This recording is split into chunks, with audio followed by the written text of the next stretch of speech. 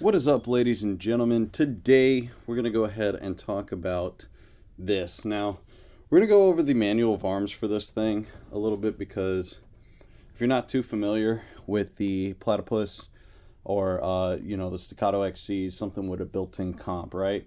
With an integrated comp onto the barrel. These barrels do not come off traditionally where you would twist the twist the compensator off. These are cut and milled onto the actual barrel, and then they cut a hole through it, and then after that, they go ahead and attach it to the slide and then fit everything around that compensator. So yeah, that's what they do.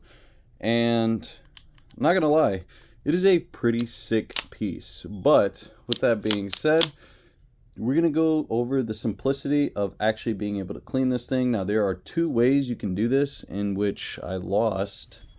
Oh, here it is. So I have a punch here, and that's just going to be substitute for the other way of just cleaning this. If you want to do this mildly, you want to just clean the rails or just brush off some of the carbon that might have built up, then I'll go ahead and show you that way. Otherwise, there's a second way of actually being able to take this apart and cleaning it. So without further ado, let's make sure that this thing is clear. So as you can see, nothing inside of the mag well, nothing in the chamber, and we're going to go ahead and take this thing apart. With that being said, let's go ahead and get started. So like a traditional 1911/2011, we're going to go ahead and just slide it back. Now, when it comes to sliding it back, you're going to see that little hump right there. That is where the slide release is going to be pushed out from. So I'm going to go ahead and demonstrate. So you're going to push it out, and the slide release has two humps to it. And I'm going to show you exactly what I mean. You're going to go to the furthest hump from that actual hole. So actually try to see. Oh boy. Well, this is a little embarrassing. All right, so now that I have it lined up, we can go ahead and pull it out. We'll just push it a little bit more, and we'll be able to pull it out from there. So now that we got that pulled out, we can go ahead and slide the slide off of the frame. Now, at this point, what I like to do is just wipe it down. I don't do anything too crazy, although you can go ahead, put some CLP on this and brush off some of that carbon. For me, I typically clean everything after the range day, so I don't have to worry about that buildup. So it's still wet, it's not drying up and gunking up, so I'll just go ahead and wipe it off with a rag or paper towel of some sort. As far as this goes, we can go ahead and, like I said, I'm going to demonstrate both ways in how you can clean this thing. So the first way is you can go ahead and take a pin, a bobby pin or something like that, a paper clip or anything of that sort, and just go ahead and do that, right? So what that is going to allow you to do is get in between the rails that you couldn't reach beforehand.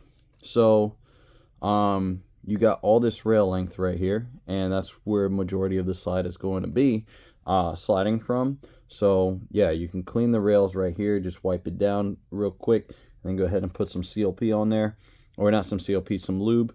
I like to use Slip 2000, but I'm looking at getting into a different gun oil. And if you want to, you can go ahead and just clean the bottom of the barrel. Not really necessary. And then I also like to clean this area right here where the firing pin and stuff like that is. So I'll clean those areas, the actual cuts where the slide and the frame meet, and then after that I'll call it a day. Or if you want to do a more in-depth clean, you'll go ahead and push that guide rod out, and then you'll go ahead and twist it, because this is a 2-piece guide rod, and you can take the first piece out and then just guide the second piece out with the spring. This little part is going to come out as well. I don't remember exactly what that's called. But once you do that, it is going to allow you to remove the barrel. You just go ahead and push this little knob forward, and it'll allow you to pull the barrel out. So once you've done that, you can now go a little more in depth and actually clean the inside of the slide, clean all this area. You can also go ahead and, if there's any gunk on the feed ramp, you could go ahead and clean that as well. There are plenty of other areas where you can go ahead and clean up. And then after that, we can go ahead and put this back together. So we'll just go ahead, same way in reverse order. Go ahead and guide it back in. Now that we got that guided back in, we'll go ahead and put this part in back into this hole right here. And so now that we have that, we'll be able to retain the actual spring. So what I like to do here is I like to compress the spring into that area, so that way the threads will be exposed. And then I'll go ahead and it takes a minute, but you'll find out how to actually thread this on without cross threading. And once you got it, it'll get super tight. I like to just take a rag and tighten it up a little bit extra and make sure it's just finger tight. It doesn't have to be, the strength of Hulk to tighten it back up. Now the assembly is going to go naturally back in this way. Once that is done, you just go ahead, and what I like to do at this point is I like to lube up the little cuts where the slide and the frame meet. Keep that guide rod pressed upwards, and make sure that that little notch is up.